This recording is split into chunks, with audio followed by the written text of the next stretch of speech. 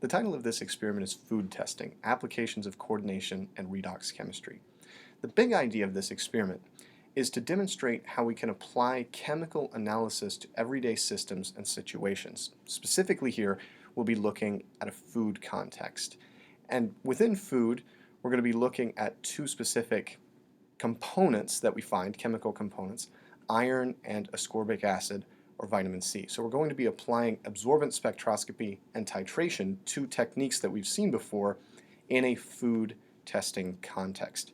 In this video, I'm going to go through some of the theoretical background here, specifically the reactions that are occurring and some of the methods that we'll apply in this experiment, and just a little bit about the calculations involved.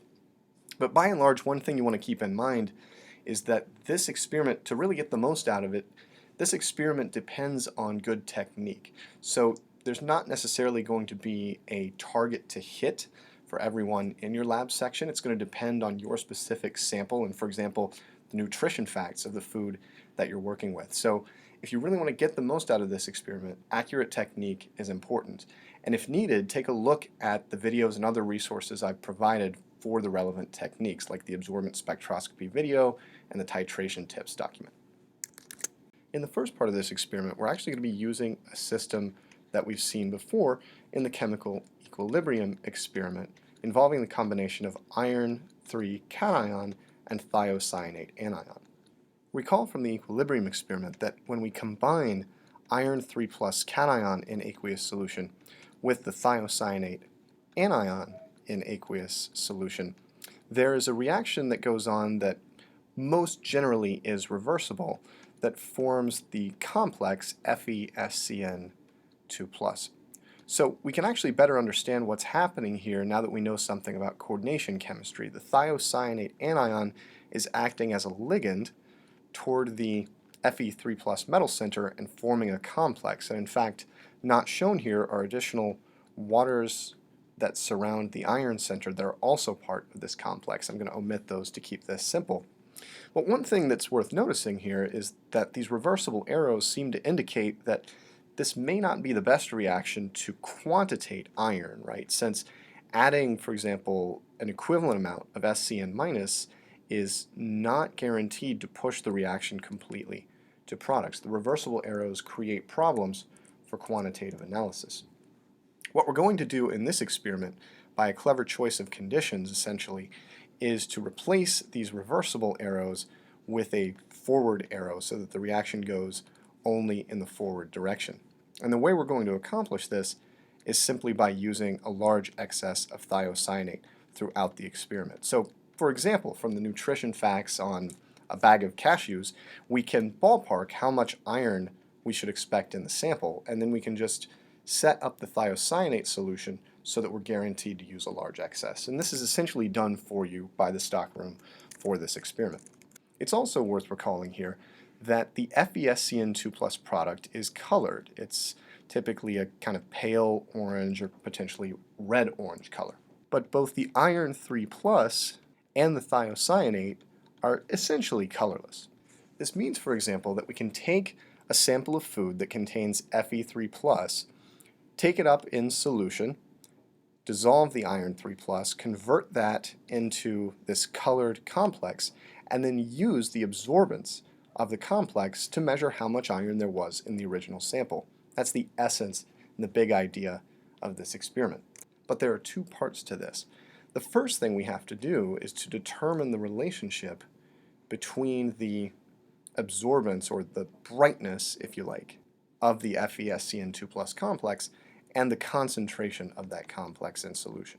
This is very similar to what we did in the first part of the chemical equilibrium experiment. And you'll recall from that experiment that the idea was that this relationship should be linear in accordance with Beer's law.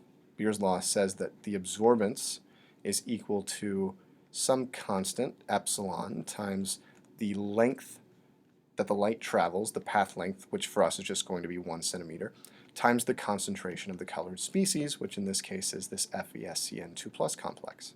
We know the path length is 1 centimeter, and so by plotting, for example, measured absorbances versus known concentrations of FeSCN2+, we can determine the molar absorptivity. And once we have the molar absorptivity, we can then go in the opposite direction measuring absorbances and identifying or calculating concentrations from those measured absorbances without knowing these initially in the first place. So in the first part of this experiment, our overarching goal is to determine this value epsilon. Once we have that value, then we can move on to analyzing the food sample. And getting from a sample of food to a solution that can actually be analyzed is somewhat complicated, so I want to talk about the mechanics of that now. So let's say we started with a pile of something, I don't know, say a bunch of cashews. Say we started with 5 grams of cashews as a reasonable food sample we might use in this experiment. To extract all of the iron that's in these, we need to get the sample into a powdered form from which the iron can be readily surrendered. So you can imagine the problem with just taking up cashews in water is that the iron in the food is encased within cells that won't just surrender it willy-nilly to water that happens to be nearby. So to get around this, what we need to do is heat the sample using a Bunsen burner and a crucible until we end up with what is essentially a pile of ash. So this has destroyed all of the cells, destroyed all of the structure holding any species in the food material, and now we're left with something that we can then take up in solution. Now, water won't dissolve everything in the sample, but we want to make sure that we extract all of the iron that we can from the food sample. To do this, we're not going to use plain water to dissolve the sample. We're actually going to use 2 molar HCl. And using HCl just makes the solution more likely to take up iron from the food sample. It increases the solubility of the iron, ensuring that we extract as much as possible from the food sample, making our result as accurate as possible. So at this point, once we pour off or filter the ashes away from the liquid solution, we're left with a solution of iron in 2 molar HCl, and this is what we're going to analyze. The HCl also has the effect of oxidizing the iron up to Fe3+, so that it participates in the reaction that you see up here. As it happens, the concentration of Fe3+ in this solution is actually quite large. So what we're going to do is take this and split it in half, only take half of it, and push it on to the next step. So to show that, I'll show this about half as much down here, Fe3+ solution, and we're going to combine with that a second solution of SCN- with the SCN- in a much larger concentration, a much larger number of moles, to ensure that this reaction goes to completion. And then at this point, once the solution has reached equilibrium after a few seconds, we're going to be left with an orange mixture that contains the FeSCN2+ complex. And you can see that every 1 molecule of FeSCN2+ came from 1 molecule of Fe3+. So by determining the concentration of FeSCN2+ in this solution, we can work backwards to the concentration of Fe3+ in that solution. We want to double it since we took half of the solution made from the original sample for the actual analysis. We can get back then to the number of moles of iron in the original ash sample, which presumably is the same as the number of moles of iron over here. We can convert this back to a mass of iron using stoichiometry, and in fact this is something that you can find on the nutrition facts label for the food. Now you can see we've taken this food sample through a lot of steps. We've heated the crap out of it, we've dissolved it in 2 molar HCl, we've split it in half, we've treated it with this SCN- solution. So there are opportunities for losses in here of the iron, and so the result you get may be lower than the nutrition facts, for example, or for other reasons, due to other experimental errors, it may be higher. In any event, we're interested in how close this method gets us to the number quoted on the nutrition facts. And one thing I want to mention here, which is going to be important for both parts of this experiment, is to keep in mind serving size. So nutrition facts are quoted in terms of serving size, And the serving size typically is not 5 grams, right? The serving size may be something like 25 grams or something of cashews. I don't know. Just made that number up, but say 25 grams.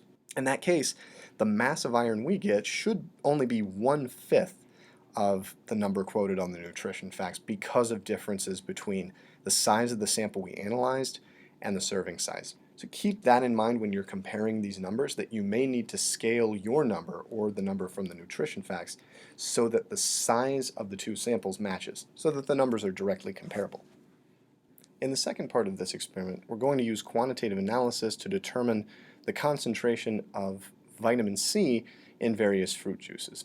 Vitamin C is also known as ascorbic acid, and you'll see me use these terms interchangeably in the protocol and potentially throughout this video as well. It is a diprotic acid, and so I'm just going to abbreviate it as H2A for reasons that are going to become clear in a second. But what's unique about this titration is that it's a redox titration. It's a titration based on a redox reaction. This doesn't change a whole lot of the mechanics of actually carrying out the titration and even the calculations involved, but it is an interesting example of a complete quantitative redox reaction that we can use for quantitative analysis. In particular, our reaction of interest is between vitamin C, between aqueous H2A, and an interesting ion called the triiodide ion, I3-. And this is formed, you can think of this as formed quantitatively, essentially 100% yield, from a mixture of molecular iodine, or I2, and I-. The combination of these two reagents gives I3- with essentially 100% yield. And so while the solution we'll be working with will technically be a mixture of I2 and I-, these will form I3- under the conditions, and that is what's actually going to react with the ascorbic acid.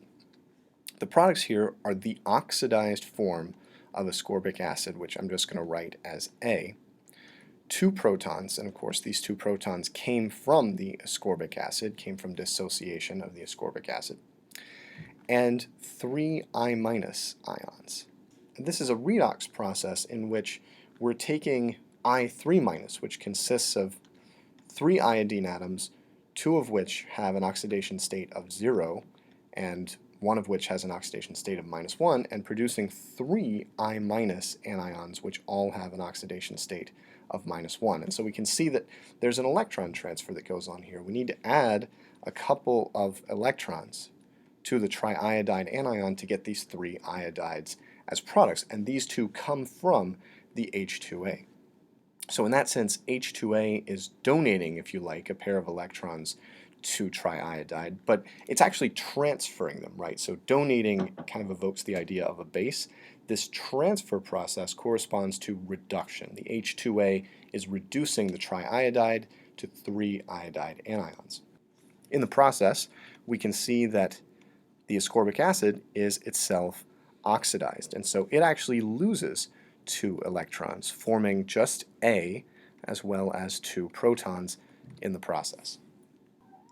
We'll set up this titration by making the sample that actually contains the vitamin C, which will either be a pure ascorbic acid sample in the standardization phase or a fruit juice sample in the titration phase, setting this up as the analyte. So here our H2A is going to be, and in the burette serving as the titrant is going to be a solution of I3-. We'll determine the exact concentration of that solution using standardized ascorbic acid solutions, where we actually measure out a known mass and a known number of moles of H2A, use the stoichiometry of this reaction, which by the way is 1:1, that is actually important to note, to determine the exact concentration of I3-, using a series of trials to make sure we're consistent and precise and all that good stuff. There's one other component that's very important to this titration. So we haven't said anything yet about detecting when the reaction is complete, right? And in fact, ascorbic acid in solution is colorless. I3- in solution is brown but becomes colorless as the reaction occurs. But to really identify the endpoint of this reaction clearly, we need another indicator. And there's one more component that goes into the analyte solution to help facilitate this, and that is starch. Starch is a polymer of sugar molecules, essentially. You can essentially think of it as just a really long chain of individual sugar molecules. And the beautiful thing about starch from our perspective is that it forms a complex with the I3 minus anion, in which I3 minus kind of nestles itself within the coil of the long starch molecules, and this complex is notoriously blue. So of course, as we add the I3 minus, as we drip the I3 minus solution into the H2A solution, the triiodide is consumed via this reaction. But at some point, we'll have used up all the H2A. Once we reach that point, of course, the I3 minus can't react anymore, and it's going to remain in solution. At that point, we're going to observe the formation of this blue complex, and it's not going to go away. So you may notice some instantaneous blue as the I3 minus drips into the analyte solution and combines with the starch, but it will relatively quickly be taken up in this redox reaction with the H2A. It's only when all of the ascorbic acid has been consumed that we'll see this blue complex come in, and that indicates the end point of the titration. From there, to determine the number of moles, for example, of vitamin C in the original sample, all we have to do is recognize that there's some volume of titrant that we've added. Using that together with the molarity of the solution, we can get back to, and I'm going to jump over here, the number of moles of I3 minus used. Thanks to the one-to-one stoichiometry right here, that's equal to the number of moles of H2A in the original analyte, in the original sample. And then from that number of moles of H2A, we can get back, for example, to a mass of ascorbic acid or vitamin C, where again, we want to get back to the mass because that's what's quoted on the nutrition facts. And once again, respect that serving size. Realize that the volume of, for example, fruit juice that you analyzed in the second part is not necessarily equal to the volume of a serving. So you're going to need to scale either your mass or the mass in the nutrition facts label before you can directly compare those numbers. But once again, we're interested in here how close this method gets us to the quote-unquote true or theoretical value quoted on the nutrition facts.